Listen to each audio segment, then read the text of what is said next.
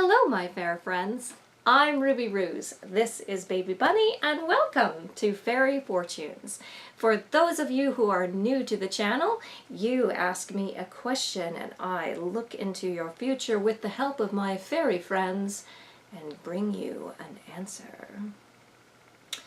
So please, if you do have a question and would like to have it featured on the show, leave it in the comments below and maybe you will be featured on our channel. For this video, though, I am continuing our series on fairy fortunes and geomancy. I had some requests to know more about the fairy fortune system. I did create it myself, and if you watch part 1 and part 2, I do talk a little bit more about that. But right now we are continuing with our series, and today I am here to tell you about the dragons. Now the dragons are another one of those very special fairy creatures that traverse both Eastern and Western folklore and mythology. So they are very unique and very powerful fairy beings. So, in fact, they are so powerful, there's actually 2 dragon cards in the fairy fortune system. And in Geomancy, which is a divinational system that was popular in the Renaissance, there are also 2 figures. One is called Caudus Draconis and one is called Casput Draconis, that respectively mean the tail of the dragon and the head of the dragon. Now, in my fairy fortune system, I did want to incorporate my own form of magic, which comes from my music. So each of my fairy fortune cards do have a little musical element that goes with it. So, but without any further ado, I will first sing those little songs for you because I have noticed that I tend to forget to tell you what those songs are. So, the dragon has shown you her tail. Your words she finds stagnant and stale. Your story must end. It's time to suspend. Conclude what is done and set sail. The dragon now holds you in sight. You freeze in such fright at your plight. You've earned her respect, but quickly collect. Her favor will wake appetite. So, as the song suggests, the tail of the dragon here represents when the dragon shows you her tail. She is trying to tell you that she's done. And you probably should be too. She's warning you that this is a time of endings. So, with that said, with all the fairy fortune cards, I have reiterated time and time again through each part of this series that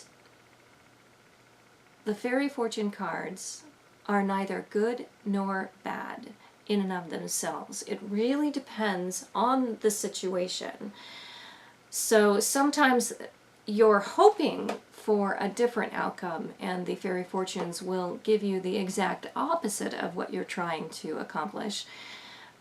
Now, that doesn't necessarily, like with all divination, it's simply a tool. It's simply there for you to help think creatively about your situation or your problem or your upcoming future. So if the dragon shows you your tail, her tail in a reading, that's not necessarily a bad thing.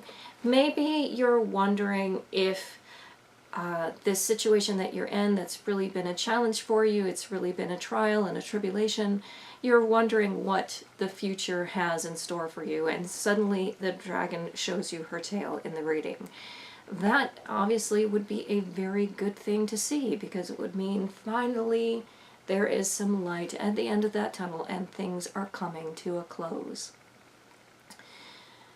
In the case of the head of the dragon, the dragon turns to face you when opportunity is knocking for you.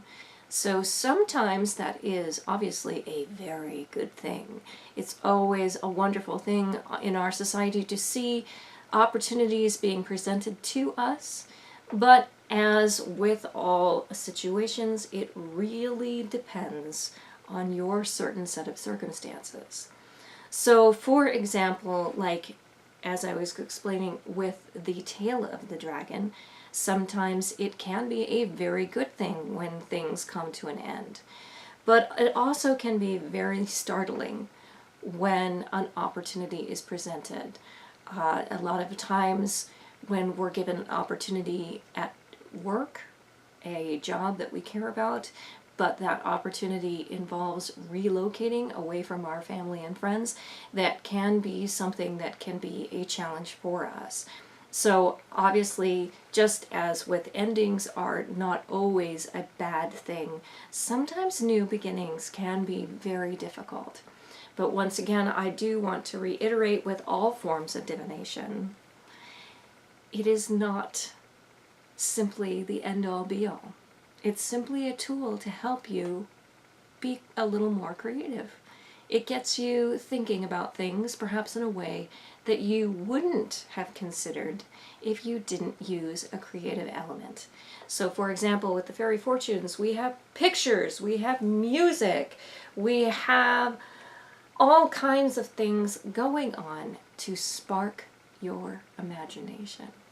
And that's what divination is all about. If you would like to learn more about the fairy fortune system and geomancy in general, I invite you to take a look at my website, which is www.fairyfortunes.com. Please look at the blog portion of the website. I do have many of the fairy fortune cards posted on there for you to read more about. I do include also books and resources for you to take a look at to learn more about these amazing fairy creatures that I've incorporated into the fairy fortune system.